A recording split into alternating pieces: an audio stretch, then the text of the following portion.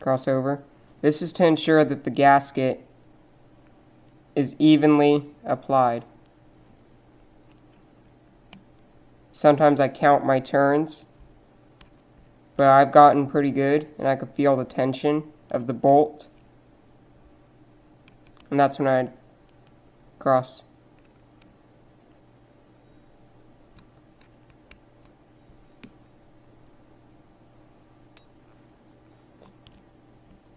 Do not torque bolts down extremely hard.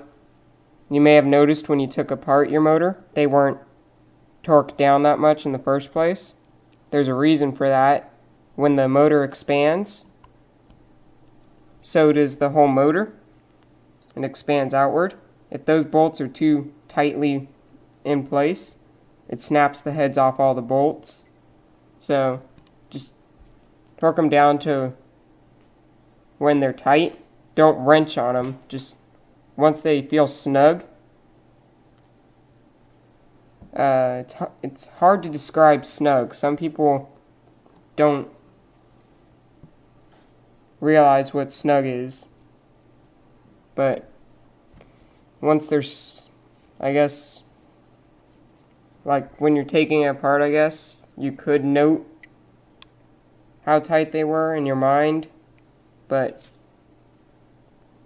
I just know from working on all, like my brother's dirt bike and stuff like that, all his bike is aluminum, and you cannot tighten aluminum too much. Otherwise it strips it out. So just tighten them till they're snug. Now, making sure the copper shim is in place, line up the 4 holes with the 4 holes on your engine block.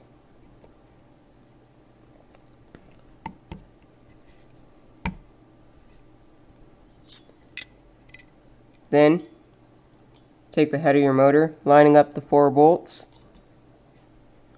And again, we're going to go with the crisscross pattern. Tighten it until you feel it. You feel a slight difference in pressure. Cross over.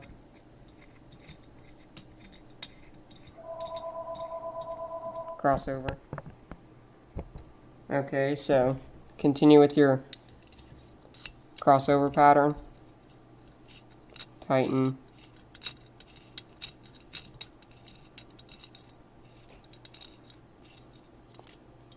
Crossover. I usually do 1 cycle of when they start tightening. Then I go back.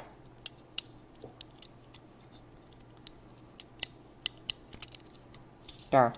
Can't find the bolt head. Tighten. Crossover. Tighten. Crossover.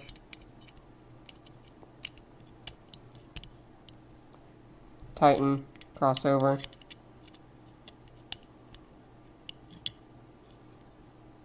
Tighten. Crossover. Do not strip out any of these bolts. Just, it sucks when you strip out a bolt. I've had my share of stripping out bolts. It's no fun. You have to tap it out or buy new bolts. So just don't strip them out. Now we're gonna go over to the reassembly of the flywheel. Make sure that cone is inside, and you place the shim in place.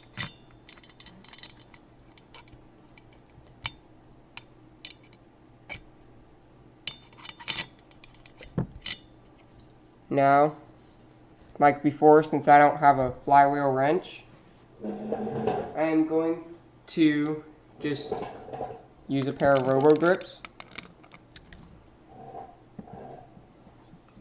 thread the nut, and using my multi-tool that I got in the starter kit, find which one fits it and tighten it. As with all bolts that I've said so far, do not over tighten. I've had it, just don't over tighten any bolts. I can't stress that enough, to not over tighten bolts, especially on a motor when they expand and could snap bolt heads off. You're going to reuse the same glow plug, put in the washer, put in the glow plug. I gotta order a new one, or buy a new one, because mine's fried. And clutch shoes go on the same way as taking them off.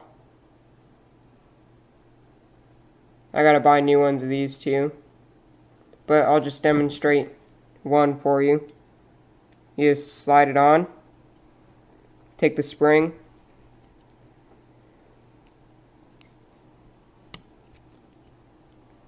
and snap the spring. Oh. Camera fell. Snap the spring over the notch on the bolt. You can see the white line, that's the notch.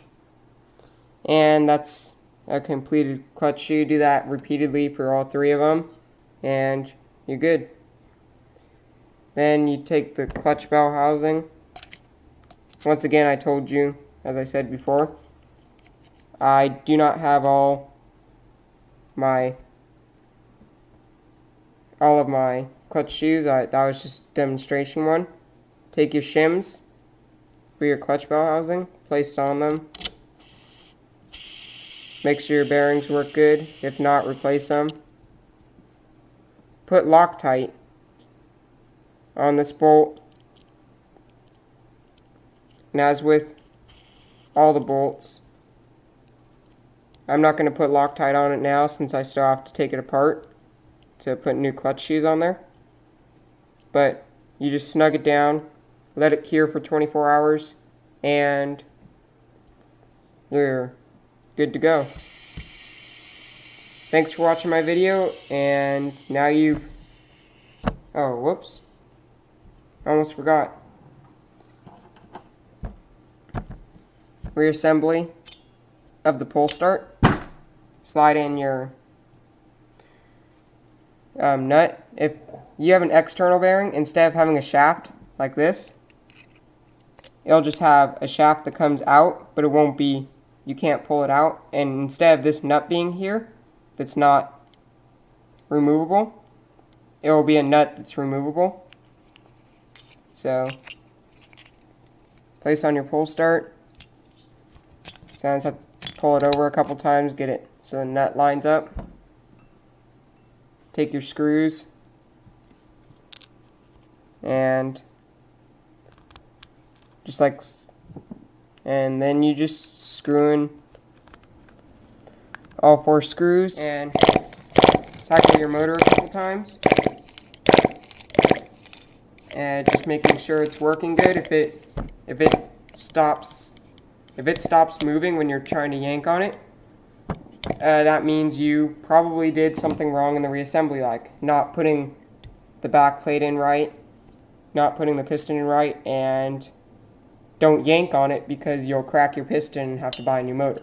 So, and if you are gonna put in your carburetor, just put in your carburetor like before. But if you're planning on rebuilding your carburetor or cleaning it, then you can watch my video on cleaning your carburetor. Thank you for watching my videos, and